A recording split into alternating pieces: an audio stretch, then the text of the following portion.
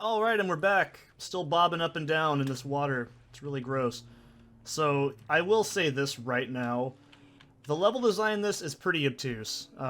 You have to really pay attention to a lot of the environment to really get what's going on the first time you play it. So, I'm not shocked if people get lost the first time they play this. And if you haven't been paying attention, I do have a handgun. I'm just not using it because I want to save as much ammunition as I can. This mod, trust me, is very action-packed, but there's a lot of shit in it that's very difficult. So you want to make sure you're conserving as much ammo as you can.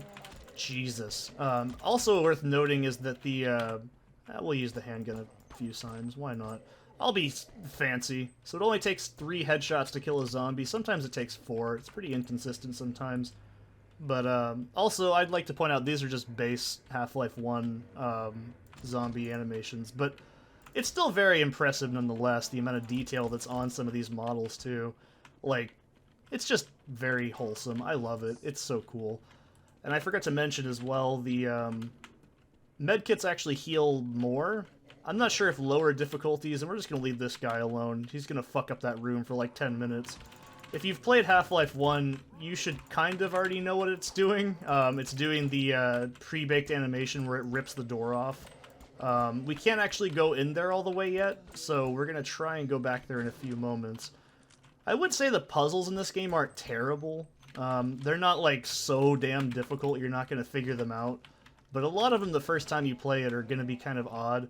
But like I said, you have to remember you're running this from like an old fucking engine that's like older than most people probably watching this. And that's pretty impressive that someone even managed to make a puzzle that wasn't just push button and open door.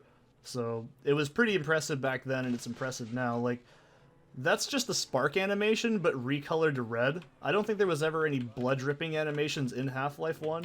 So that's still, just like I said, I can tell what they were doing with the engine when they made it. I am pretty sure it was just Kyle Menke that made this. I don't think there was any other people involved. So I'm gonna get the fuck out of there. Also, We Hunger, the lesser-known sequel. Not really, there's not.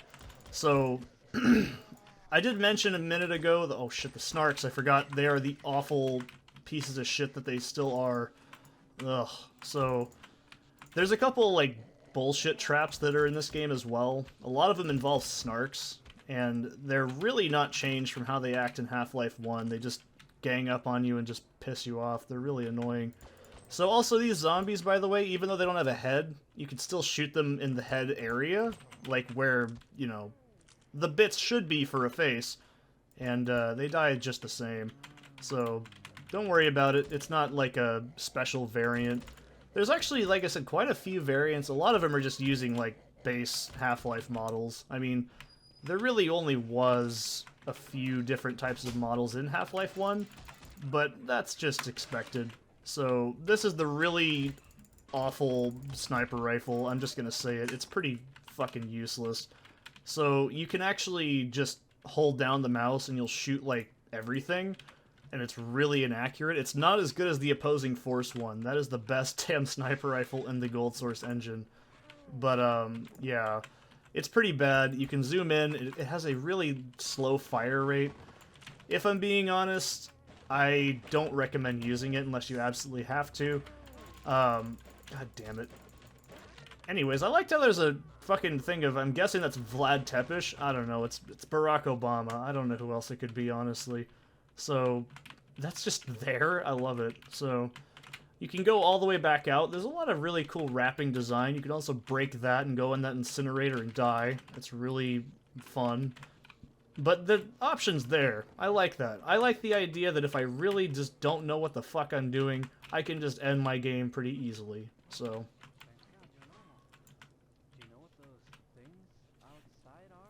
Yeah, they're fucking zombies, bro. Me. Really?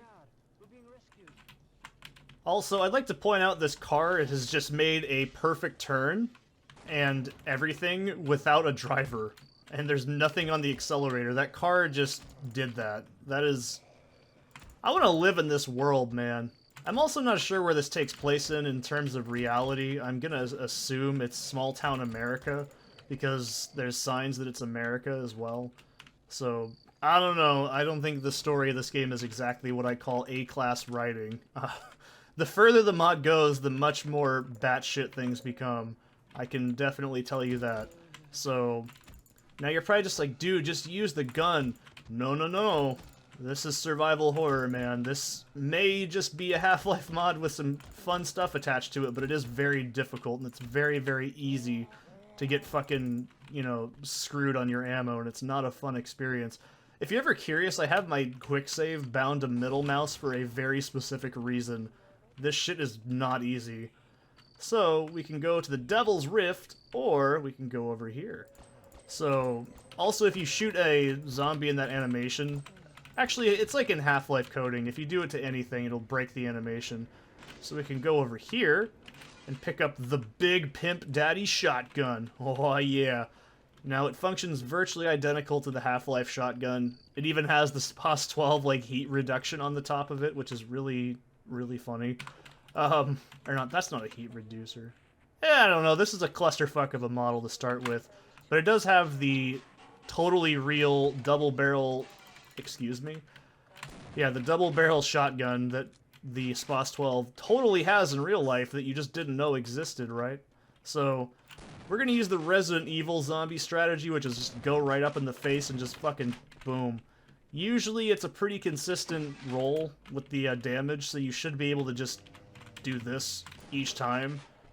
Don't even bother using the double barrel feature. It's absolutely awful. It's truly not great. It's way slower. Sometimes it doesn't connect properly, but, and now we become acquainted with one of the more fun enemies that I didn't show off, because they're incredibly damaging and incredibly bullshit.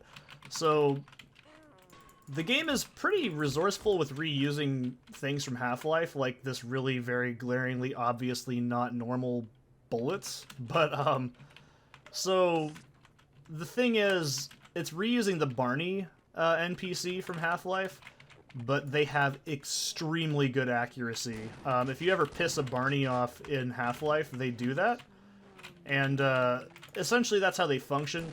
You can kind of cheese them at a distance with their range going out, but it's not worth it. Also, I like to point out I just fucking broke a steel axe with a goddamn umbrella. Also, this guy. I don't want to know what he's into, personally. But you can also see as well, They Hunger has a repopulation system that's fairly decent, I would honestly say. It makes sense. The dead are rising out of the ground. They're all over the place. Yeah, that's nice. You just had a big fat load, man. I'm sure you did. So, anyways, don't assume you're safe. And also, yeah, I've gotten that visual clipping issue like 3 times now. I don't know. I also have no idea what the fuck kind of place in the world actually has this kind of fauna everywhere. It's pretty impressive. So we're just bolting past that. There are barnacles in this mod. There's also vortigaunts, but they're not until, I think, the 2nd chapter, if I'm remembering correctly. Like I said, I just played through the first one just to refresh my brain. I'll do 2 and 3 on a separate time.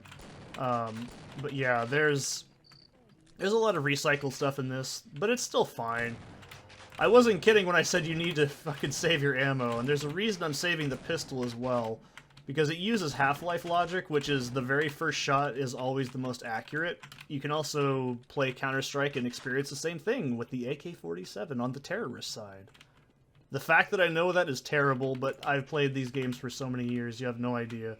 So, bottom line, the pistol is essentially a sniper rifle. The sniper rifle is bullshit garbage, and everything else is just a toy. So, I'm not going to go over there because it's extremely dangerous. There's actually a zombie on a fucking machine gun. Yeah, you thought this was going to be serious storytelling? What are you, stupid? Okay.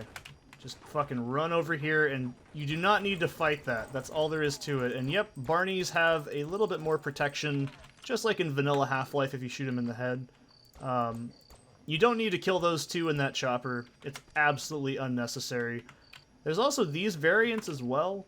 These guys don't carry guns, but they have a very distinctive model, so you can tell which ones are the more dangerous ones. Obviously, the enemy that can shoot back is probably the more dangerous in this aspect. I'd hope you'd understand that. It's a really obvious thing. don't let them, like, roam too much, because they are, you know, Half-Life AI. They will just eventually go towards you. But because it's Half-Life AI is actually programmed specifically in a way that it can only do one action at a time. And this is very normal. Yeah, we have lots of these in Oregon as well. So, also there's another reused Half-Life asset right there, the Hanging Scientist Man. Much longer! And, yeah, same thing. Also, there's a shitload of zombies in there. There's no reason to go over there. If you really want to do it, you can. I'm not stopping you. I am gonna reload my quick save. That's bullshit. I'm not accepting that. That was like an inch away, and that's not cool. So, oh my god damn it. Second time, that's fine. Third time it happens, no. It's not happening again. Perfect. Anyways, so, yeah, this is obviously not in Half-Life. Vanilla, I should say. I'm sure there's, you know, the volcano level in the end of Zen. You just didn't find it. So, okay, this part's a little fucky. You can land in the lava. It doesn't do that much damage. Even though lava's, you know, a few seconds of it on your feet is more than enough to fucking solder your shoes to your goddamn bones. But, you know, it doesn't matter. These walls that also have this on them are actually dangerous, so do not press your ass cheeks up to them, otherwise your asshole's gonna get lit on fire. Don't recommend it. I really don't. So, you gotta wait for this scripting event, and we can just go across it. You know, it's primitive now, but back in the day, I would have been like, holy shit, that's so cool, because it's recognizably a volcano. I mean, it's basic at its core, but it's still really cool. Like, you gotta remember, this was a free thing. You got this in fucking PC Gamer magazine, okay? That's awesome that they actually let someone do that, first of all. Second of all, it's free! This is just more Half-Life. It's just so cool, man. I can't stress to you enough how I love the fact that this was free. So there is a bullshit headcrab in here. I don't remember where the hell he spawns at, though. There we go. So most of the headcrabs are in, like, really annoying spots. I'm pretty sure it's up on that ledge right there. They aren't really terrible, but they suck. Also, this is a really clever use of the physics in this game. So if we do this, if you've ever played Half-Life and you do that portion in... I was going to say Earth, and I'm like, yeah, it's on Earth. Oh... I'll show you why this sniper rifle's ass. This is exactly why. So, do you see why I just said use the pistol instead? Can that make sense now? Okay, cool. I just wanted to make sure I wasn't losing my goddamn mind. It's really bad. And I want to say right now, I actually love this aesthetic. It's really, really cool. And also, instead of grenades, we have dynamite, which is probably going to make somebody who likes blood really happy. I really like blood, but I don't know if that was intentional or not, so... Yeah, that kind of design, by the way, is exactly why I said a lot of this is unfair, because that's a very first time you play this, you're not going to know that guy's there. He's going to just fucking wail into you and chip away all of your health. And by the way, they do a shitload more damage than Barney's, so... Yeah. Also, iconic Half-Life stuff, right? I know, it's so beautiful. The fact that I can, honest to God, recognize it before I even, like, think about it is terrible. Like, I love it. And yep, if you haven't heard me say it, enemies in Half-Life cannot shoot and run at the same time. It's a very odd, you know, programming quirk, but it's something that's in the game. And now you can see why I said the pistol is so valuable. It's basically a sniper rifle, and it's awesome, so... Don't go over there, there's ichthyosaurs, and they are shit. And this is probably the worst part in the entire mod, in my opinion. I don't like this, so I'm just gonna hover a little bit, and oh god, here it goes. This is basically just random, like, luck. So, just keep bobbing up and down. There's another dude over there, I'm pretty sure. There's like 3 dudes over here that are all just jam-packed in this little tiny area. Oh my god. I'm getting lucky. Also, you don't have body armor in this. That's something that I really just now thought about. I'm like, why do you take so much damage? It's because you don't have any armor in this game. At least I don't think you ever get any. Maybe you do, and I just don't remember it. But I'm pretty damn sure you don't get armor, and I just now realized something. I got the Magnum, and I haven't even talked about it. So, the Magnum is essentially just like in vanilla Half-Life. It is a one-shot kill on almost anything in the game. At least in this part of the mod, I'm not remembering very much for later right this minute. But it does have a very good use. You can just kill an enemy in one hit right now in this game. So that's pretty good. It's not the best thing in the game. I don't think there's any other ammo except the 6 shots you get in it. And also, I love how we picked up some on-rifle grenades, which, by the way, the rifle in real life wouldn't have. So, it doesn't matter. So you gotta do the scripted event first, and we can go ahead and just keep going. You can jump through that by crouch jumping, and it's kind of glitchy. So, don't do it. But, oh no! I was gonna perform the scene from, Jeez. I was gonna perform the scene from, Stand By Me, where Teddy jumps in front of the train, and then Chris pulls him aside and screams at him over the top of the fucking train. It's awesome. I love that scene. So, make sure you actually activate the train, and, that's pretty much it. I'll see, actually, no, we'll keep going a little bit. So, before I do a cut. Because, like I said, I don't know how long each segment is. I don't usually have a timer. I just go off of... It feels like a while. So, we'll just keep going forward.